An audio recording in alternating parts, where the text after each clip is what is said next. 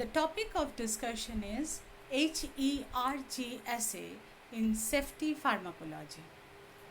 The safety pharmacology, as we know, is a part of the drug discovery study where we study about the adverse effect of a new chemical entity if given into human population.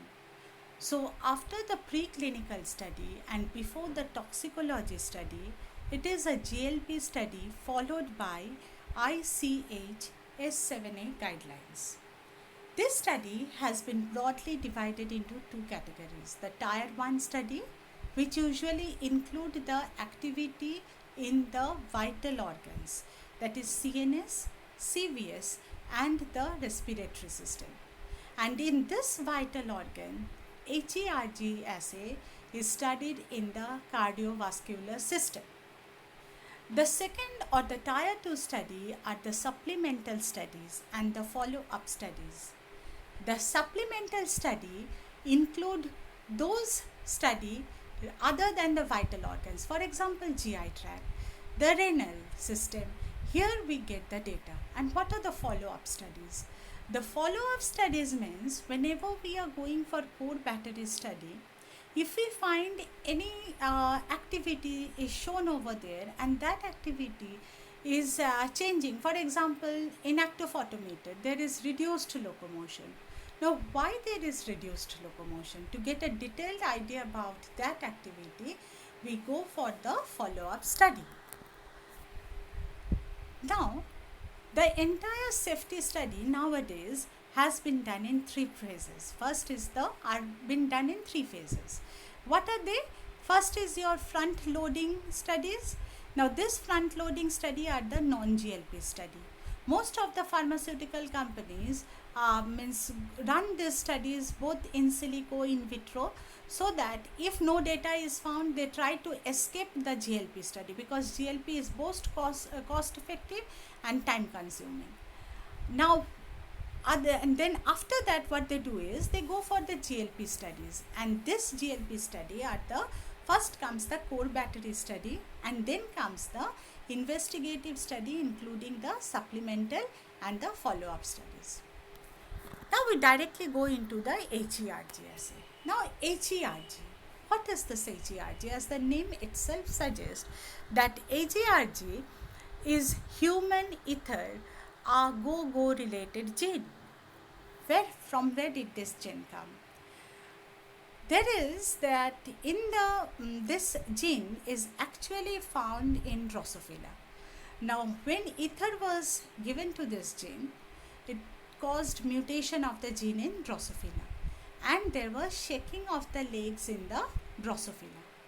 Now due to the shaking of these legs, the name was suggested and similar gene was found in the human. So this is named as ether go related gene.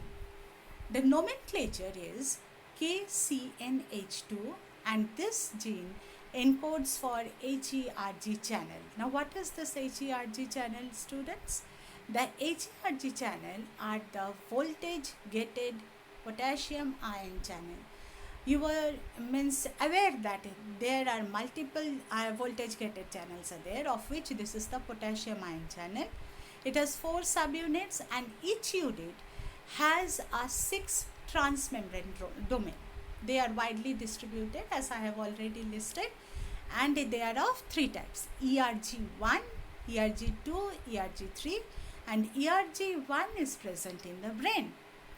Now this HERG channel have a special activity. The special activity is either activation occurs or inactivation occurs. No deactivation is usually seen. Now activation means either the channel will open or inactivation the channel will not open, but the channel is present over there. And deactivation means depletion of the channel takes place. That is usually described in pharmacology. Clear? That is, inactivation and deactivation has 2 different meanings. Why this HERG channel was selected? Now, first let me tell you about the action potential in the heart. The action potential in the heart, it has 2 phases: depolarization, repolarization. The depolarization takes place with what? Depolarization takes place with the entry of sodium and calcium channel.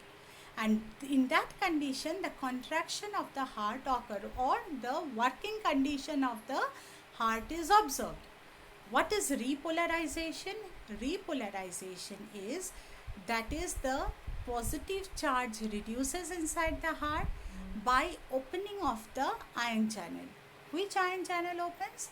The potassium ion channel open. Now, entry of a channel is called influx, exit of a ion from the cell to the extracellular membrane, it is called efflux. So, efflux of potassium ion occur. As a result, there will be repolarization of the action potential. The heart get relaxed.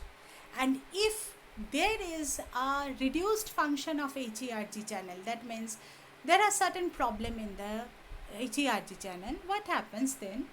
The action potential prolongs, that is, the time of depolarization increases.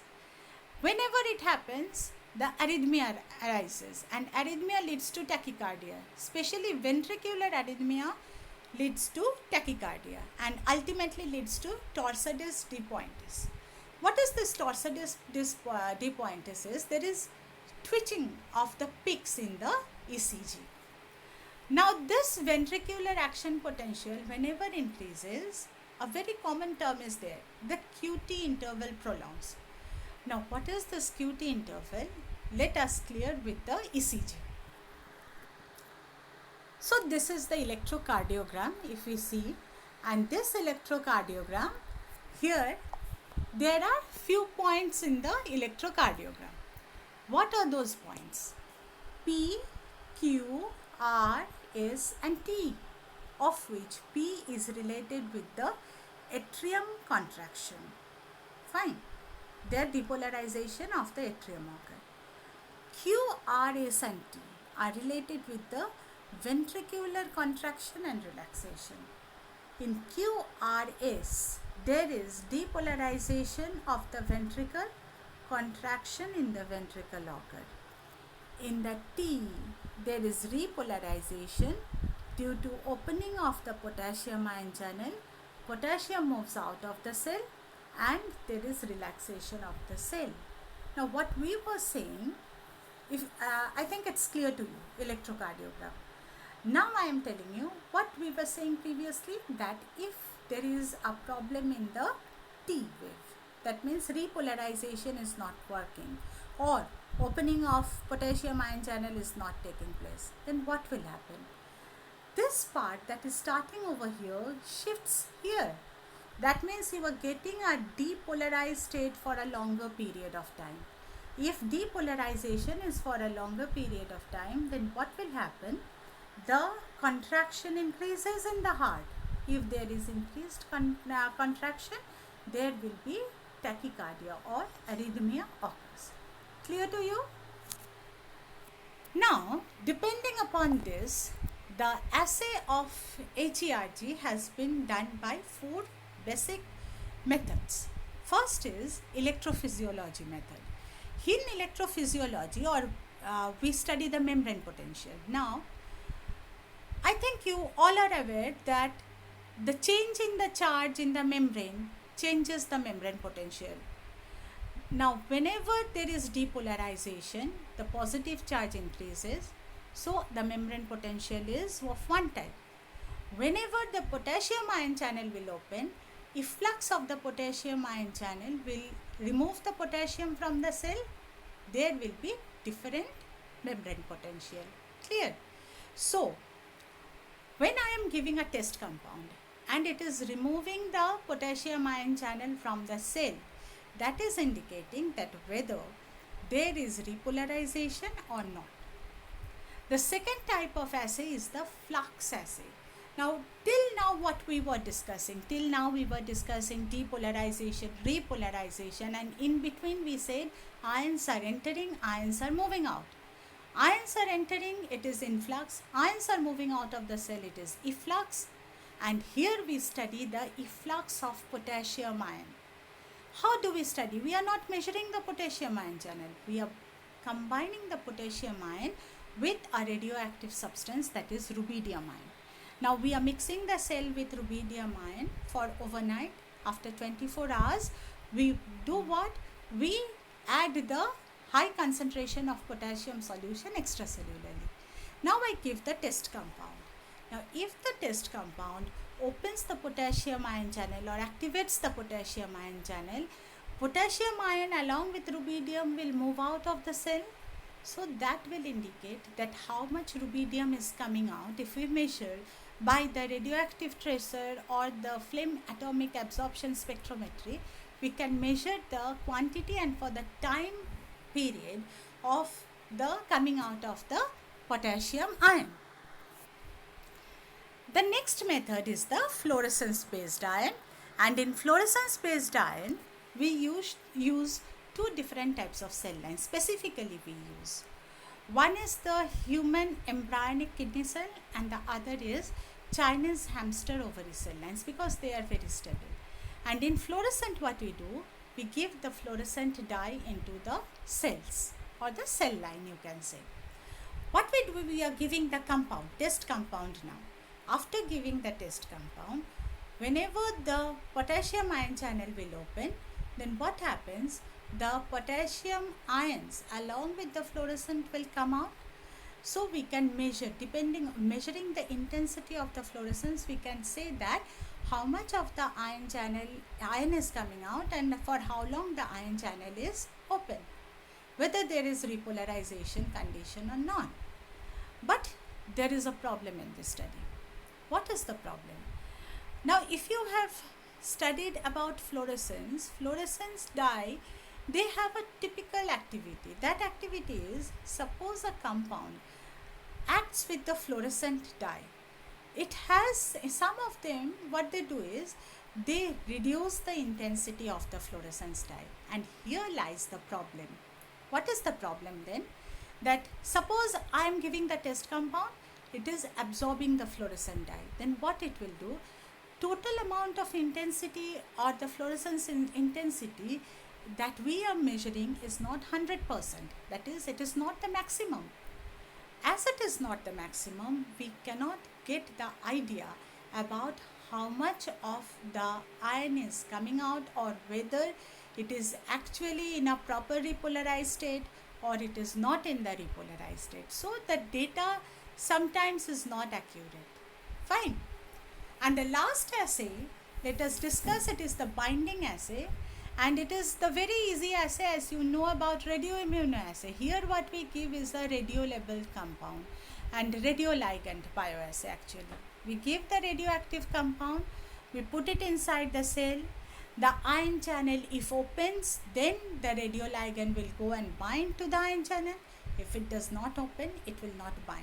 So depending upon the how much radioligand is present over there, we can say that whether compound is allowing the opening of potassium ion channel or not.